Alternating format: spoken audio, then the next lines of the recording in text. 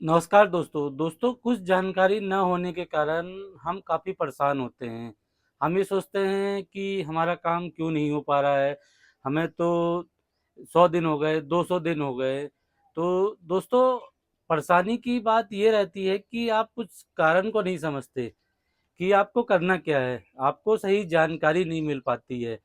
तो दोस्तों, ऐसे ही 2 मेरे व्यूअर हैं, उन्होंने मेरे को क्वेश्चन किया है, तो मैं पहले आपको क्वेश्चन दिखाता हूँ और हो सकता है आपकी भी ये परेशानी ना हो, तो आप देखिए और समझिए। दोस्तों, पहले व्यूअर हैं, उन्होंने लिखा है, सर स्पर्श पीपीओ में डेट ऑफ बर्थ नहीं है, सर्विस रिक्वेस्ट डाले 245 दिन हो गए हैं, रिकॉर्ड पेंडिंग है।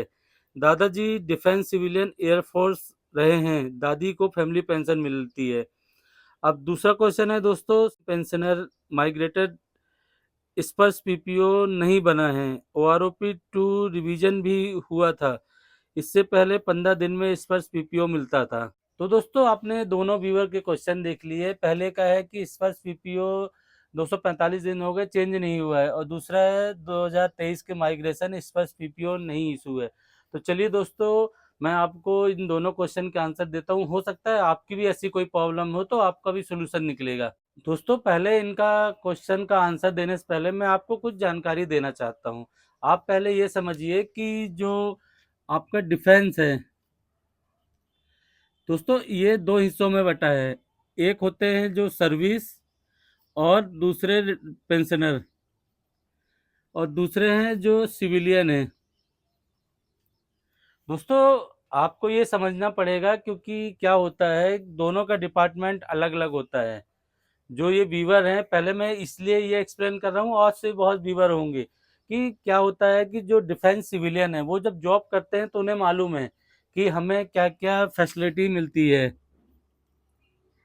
तो वो कार्रवाई वैसे कर सकते। उनकी जब फैमिली पेंशन लेती है तो उनके बच्चों को जानकारी नहीं होती कि उन्हें क्या कॉरस्पॉन्डेंस करना है। ऐसे ही दोस्तों, जो वीवर हैं ये डिफेंस सिविलियन है। तो दोस्तों, ये सर्विस वालों के लिए भी सेम है। अगर सर्विस वालों की भी ऐसी कोई प्रॉब्लम है तो वो भी सेम है। तो मैं दोनों का ही बता दूंगा। पहले मैं इनका एक्सप्लेन कर देता हूँ। दोस्तों, इन्होंने ये कहा कि इनके दादाजी एयरफोर्स में थे और इनकी अभी दादी पेंशन ले रही है। तो दोस्तों, आपकी जानकारी की अभी ये बोले 245 दिन हो गया है। तो आप में प्रॉब्लम ये है दोस्तों कि सबसे पहले आपने जो स्पर्श में कंप्लेंट डाली या अपलोड किया, कुछ भी किया काम, आपने अपडेट किया या गिवेनेस डाला, जो भी डाला, आपने जो भी सर्विस रिकॉर्ड डाली, दोस्तों ये जो है, अगर एयरफोर्स में काम कर रहे थे तो ये पहले अपने ऑफिस में जाएगा इनका डॉक्यूमेंट। उसके बाद जो इनका एच ओ ऑफिस होता है, किसी का एच होता है, किसी का सी सी ओ होता है, हेडक्वार्टर होता है, तो ये डॉक्यूमेंट वहाँ जाएगा। तो जब स्पर्श में इन्होंने किया है तो स्पर्श तो इनसे लेगा। अब दोस्तों, एयरफोर्स के हैं तो आपको इनसे भी संपर्क करना पड़ेगा और इनसे भी संपर्क करना पड़ेगा। आप ये सोचिए, आपको 245 दिन हो गए हैं, तभी बहुत टाइम लग सकता है, क्योंकि आपका कॉरस्पॉन्डेंस जो डिफेंस सिविलियन का है वो आपके ऑफिस के थ्रू फिर पीसीडीए के पास पहुंचता है। तो इसमें आपको टाइम लगेगा। हाँ, आपको परेशान होना पड़ेगा। आप ही जैसे मेरे एक व्यूवर थे, जो प्रेजेंट में अभी जो आंध्र प्रदेश के हैं, नाथन सर, उनका भी एयरफोर्स का केसेस था। आप जो व्यूवर हैं, अगर आपको मोबाइल नंबर चाहिए, जो इनकी दादी की प्रॉब्लम आ रही है, तो इनकी भी सेम, इनके सिस्टर की प्रॉब्लम थी, उनका भी डिपार्टमेंट एयरफोर्स का ही था।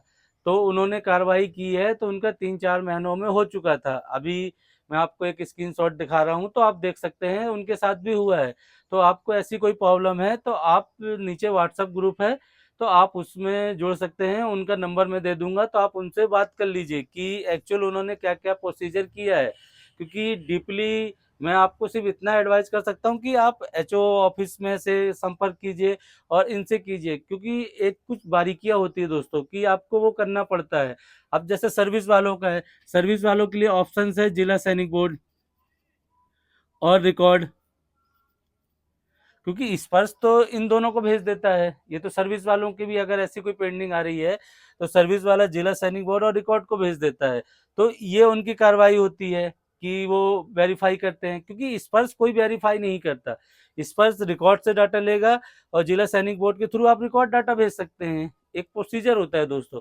ऐसी सिविलियनों का चेंज है। अब मैं आपको फॉर एग्जांपल के लिए बताऊं कि अगर जैसे ये एयरफोर्स में थे, मैं एग्जांपल के लिए आपको एक एमईएस का एग्जांपल देता हूं कि एमईएस में जो जॉब कर रहे हैं, तो अगर एमईएस में जो जॉब कर रहे हैं तो वो सबसे पहले अपने ऑफिस में संपर्क करेंगे।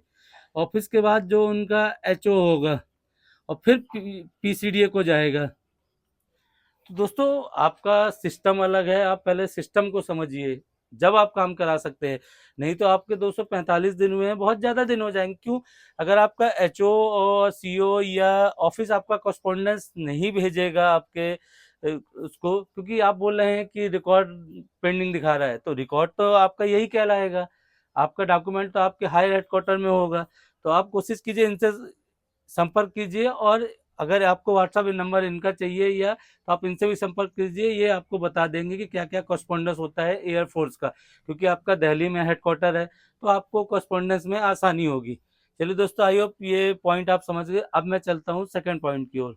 दोस्तों जो दूसरे व्यूवर का क्वेश्चन है कि सितंबर 2023 में माइग्रेशन हो चुके थे और इनका स्पर्श पीपीओ नहीं बना, जबकि इनका ओआरओपी 2 भी रिवीजन हुआ है, और ये बोल रहे हैं कि पहले तो 15 दिनों बन जाता है। तो दोस्तों हर जरूरी नहीं है कि जो पहले काम हो जाता तो वो अभी भी हो रहा है।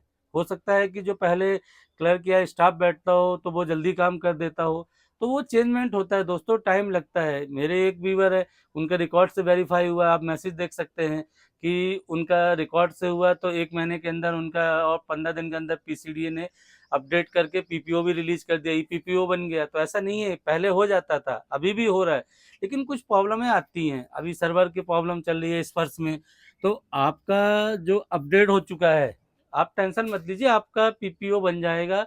प्रॉब्लम हो रही होगी, मैं जानता हूं कि आपका पीपीओ बन जाएगा, तो आपका रिवाइज जो है, क्योंकि आपका जब ओआरओपी 2 का रिवीजन हुआ है तो आपका पीपीओ तो बनेगा ही। हाँ, कुछ फॉल्ट हो रहा होगा, क्योंकि पीपीओ जब भी बनता है दोस्तों, क्योंकि जब पीसीडीए आपका पीसीडीए रिकॉर्ड से, दोस्तों ये दोनों के लिए है। ये अभी मैं आज के वीडियो में दो चीजें इसलिए बोल रहा हूँ क्योंकि हो सकता है ये व्यूवर डिफेंस सिविलियन हो या आर्मी पर्सन हो, जो भी हो, दोनों है। तो पीसीडीए रिकॉर्ड से करता है, और रिकॉर्ड ऑब्लिक एचओ, ये सिविलियन के लिए है दोस्तों, और ये आर्मी वालों के लिए। डाटा रिकॉर्ड वेरीफाई कर देगा तो वो आपको पीपीओ रिलीज कर देंगे। ये आपके रिकॉर्ड में फंसा हुआ है, तो किसी का क्लियर हो जाता है तो आप मैसेज देख ही रहे हैं, तो उनका जल्दी हो जाता है। किसी का क्लियर नहीं होता तो उनका टाइम लगता है।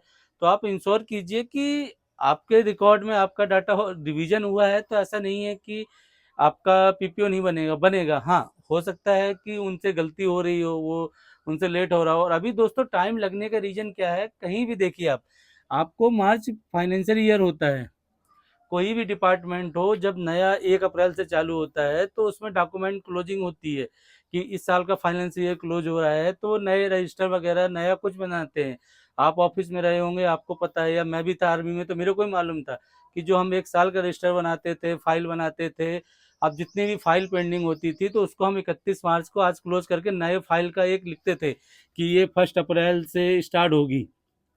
तो दोस्तों ऑफिस में थे तो आपको मालूम है 1 अप्रैल से नया चालू होता है, तो थोड़ा काम होता है। तो वो हो सकता है आपका पेंडिंग में डाल रखे हों, तो पीपीओ आज नहीं तो कल बन जाएगा। हाँ दोस्तों, आप परेशान होने की जरूरत नहीं है।